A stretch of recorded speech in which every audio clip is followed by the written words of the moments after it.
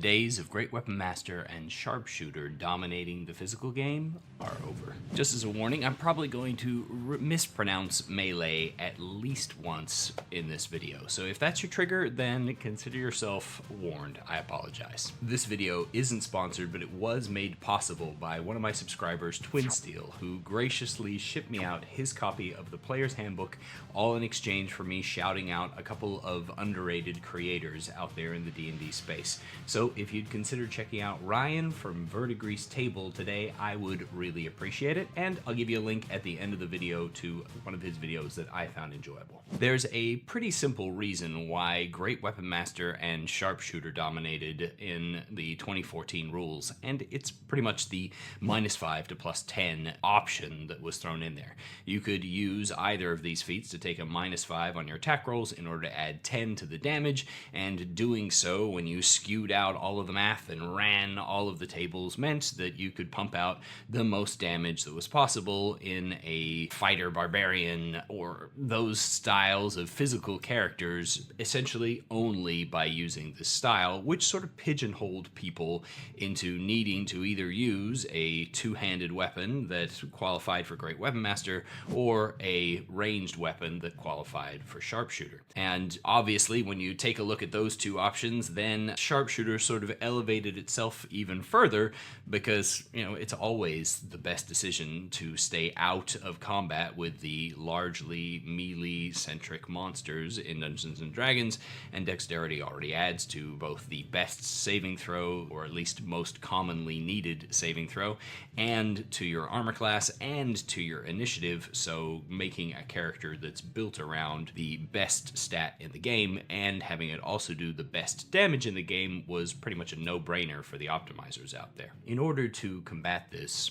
problem, if indeed you could call it a problem, Chris over at Treantmonk's temple came up with a series of 3 house rules that I tweaked slightly and put into my own games for over 300 sessions now. And they essentially solve this problem in part by having a -5 to attack roll, +10 to damage roll available in the attack action of all characters, so that you could put out the same kind of hard hits even if you're a sword and board or a dual weapon fighter, even though dual weapon fighting kind of got no love in the 2014 rules anyway, by just adding this one of the 3 house rules to try and even the field. And I think that was a pretty successful way of doing it. But the other way of taking care of it that you could have gone the route of would have been to take away the option entirely, and that's the route that D&D 2024 has gone. There is obviously a large amount of care that has gone into the rework of the fighting styles and feats so that martial characters can have a lot of different options that are all good in one way or another. There's still going to be a mechanical best when it comes to putting out the most amount of damage, but it feels like the distance between optimal and not optimal has closed significantly, and likewise the difference between the various weapon loadouts has closed significantly, so that you can dish almost the same kind of damage regardless of how you want to play your character, and you can take trade-offs, ups and downs, back and forth. The feats in particular have seen a large reworking, and that's been the big deal. For instance, Great Weapon Master has been reworked. It's one of the general feats, so it requires you to be level 4 in order to take it, which wasn't too unusual in other builds, but it does mean that you can't human your way into a Great Weapon Master wrecking shop at first level anymore. It adds an ability score boost to your strength, and when you hit a creature with a weapon that has the heavy property as part of the attack action on your turn, you can cause the weapon to deal extra damage to the target. The extra damage equals your proficiency bonus. It also has the Hew ability still, that immediately after you score a critical hit with a melee weapon or reduce a creature to 0 hit points with one, you can make one attack with the same weapon as a bonus action. They did some interesting things here in order to balance out the feat. For instance, the heavy property means that this feat applies to both a lot of big melee weapons, but also to, for instance, heavy crossbows and longbows, to allow this to be used by the sharpshooters, because sharpshooter got nerfed pretty hard. It allows you to deal extra damage that scales as you level up without any kind of penalty at all, but it also only works as part of the attack action on your turn, meaning that it doesn't apply, for instance, to the bonus attack you get from Hugh, or to any opportunity attack taken outside of your specific turn. This keeps it in some sort of boundaries and stops you from being able to just pile on and pile on and pile on these extra powered attacks. It still combines nicely with other feats in the similar vein, so that you can take Polearm Master to be able to get an extra attack with your bonus action reliably every round for a d4 plus your modifiers of damage,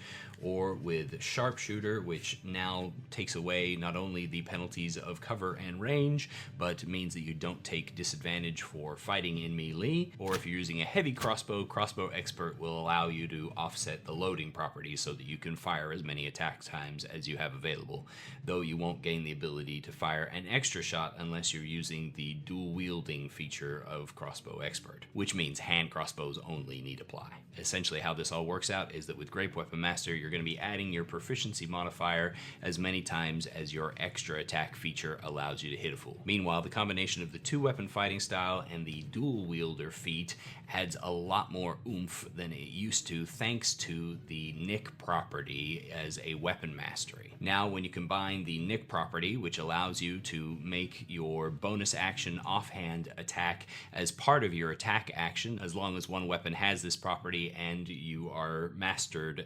mastered it for the day. Now, the Nick property allows you to make your bonus action offhand attack as part of the attack action without having to expend that bonus action, as long as you have the property and all that and you're using a light weapon, etc. Meanwhile, the enhanced dual wielding feature of the dual wielder feat allows you to make an extra attack as a bonus action, which when you combine it with Nick means you can make 2 extra attacks per round for a whopping 4 for a ranger or a barbarian, for instance, or as many as 6 attacks a round plus action surge for your top level fighter. Since the fighting style allows you to add your ability score modifier to the damage, you're basically just adding additional attacks so long as you're using light weapons that have the Nick property and you're mastered in that. The math works out relatively closely to where a Great Weapon Master could potentially do slightly more damage in some situations, a dual wielder more in others, and ultimately they're pretty close to being neck and neck,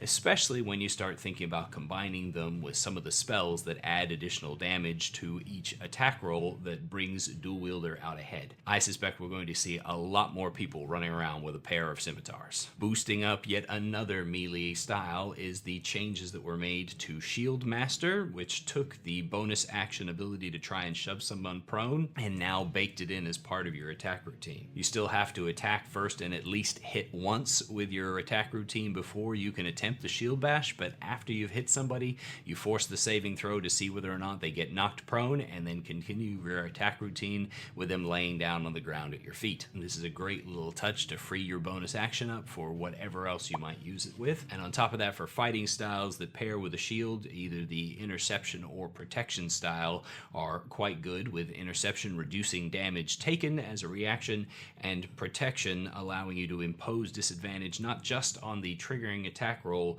but on all attack rolls against your friendly ally that's standing within 5 feet of you until the start of your next turn or until they move out of reach of you. This switch to allow a lot of the melee options to provide benefits that last all the way through to the next turn in order to sort of rise them up to compare with the power of shield is another thing that's been done to make the martial side of the game just a little bit stronger. To add even more incentive to the various melee fighting styles and add to the death of Sharpshooter, changes to spells that deal damage up close, for instance, Conjure Minor Elementals, which, though difficult to get on somebody with a full attack routine, is incredibly potent, dealing an additional 2d8 on every attack as long as the damaged target is within 15 feet of you, and scaling at a whopping 2d8 for every level upcast. If you can find a way to make a melee-centric character with access to that spell, it is going to hit hard, particularly if it's also using the dual weapon style. I think that the dominance of two-handed weapons and sharpshooters is dead, and that they might still work out to be slightly ahead in the mathematical game, perhaps occasionally, but that essentially the field has been closed to give everybody the option to play out whatever kind of fighter fantasy they might have and to still be good at it. Don't forget to check out this video where Ryan from Verdigris Tables gives some awesome thoughts about how old games can be a source of new inspiration. 5.5e it up, but realize that old school games and style can be worthwhile too. Until next time, thanks for watching. Happy adventuring.